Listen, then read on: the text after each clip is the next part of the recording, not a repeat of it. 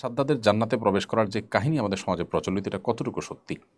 সাদ্দাদ তার সময়কালের নবীর কথা শুনে, নবী তাকে যখন আহ্বান করেছেন তাওহীদের পথে, ঈমানের পথে আসার জন্য, তখন কি পাবেন সে বিনিময় জানতে চাইলে যখন জান্নাত পাবেন শুনেছেন, তখন সাদ্দাদ নাকি নিজে নিজে জান্নাত তৈরি করেছেন অনেক বছর ধরে। তার বিভিন্ন বিবরণের কথা শোনা হয়, লোকমুখে প্রচলিত আছে, এবং সেই জান্নাতে প্রবেশ করার আগে সে ধ্বংস হয়েছে ইত্যাদি ইত্যাদি। এইটি একেবারেই অপ্রমাণিত একটি কাহিনী, যেটি বিভিন্ন ইসরায়েলি বা ইহুদিদের বর্ণিত বিভিন্ন বর্ণায় পাওয়া যায়।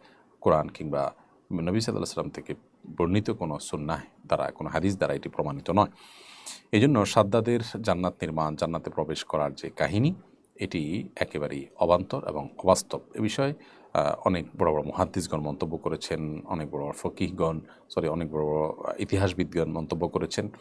এবং আমাদের দেশে মার্কাজুদ দাওয়াহ আল ইসলামিয়া, একটা ইসলামী গবেষণা প্রতিষ্ঠান, সেখান থেকে প্রকাশিত যে গবেষণা পত্রিকা আল কাউসার, সেখানেও এ বিষয়ে লিখেছেন তারা যে এটি সম্পূর্ণই ভিত্তিহীন একটি ঘটনা, যদিও এটি আমাদের কাছে বেশ পপুলার এবং জনপ্রিয় একটি ঘটনা।